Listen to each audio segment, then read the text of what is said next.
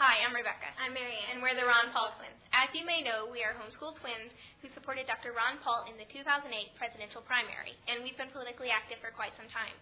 And we both plan to attend law school, and we're very, very interested in politics and in what's going on in our country and what we can do.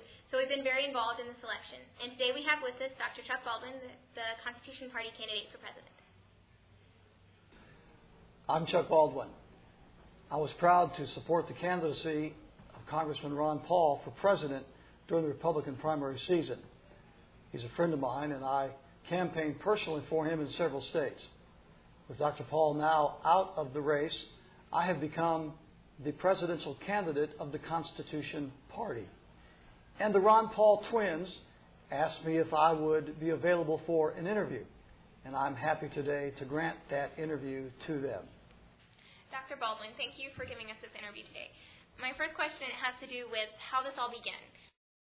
Actually, I did not seek the position sought me.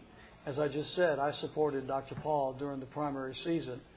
The Constitution Party, the third largest party, behind only the two major parties in terms of voter registration, approached me and asked me if I would consider being their candidate. And with Ron Paul out of the race, I said that I would.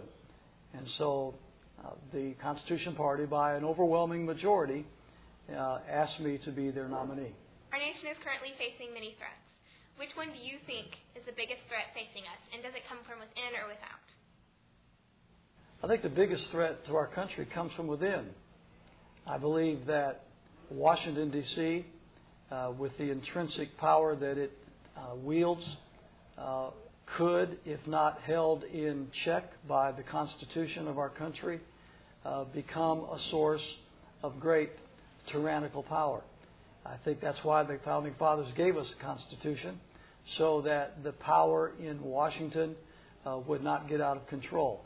It is my desire that the American people always understand that freedom and liberty is a very fragile thing, and we must not allow the natural tendencies of government to usurp the liberties of the American people. Dr. Baldwin, I want to thank you again for joining us today. On March 19, 2003, we invaded Iraq under what we now know to be false pretenses and in violation of Article 1, Section 8. Many of the candidates do talk negatively about the war, but none of them promise immediate action. How would you approach this differently? I am the only candidate for president that I believe has made the public determination to bring our people home from Iraq as expeditiously as possible. Obviously, you cannot bring home the tens of thousands of military and civilian personnel overnight.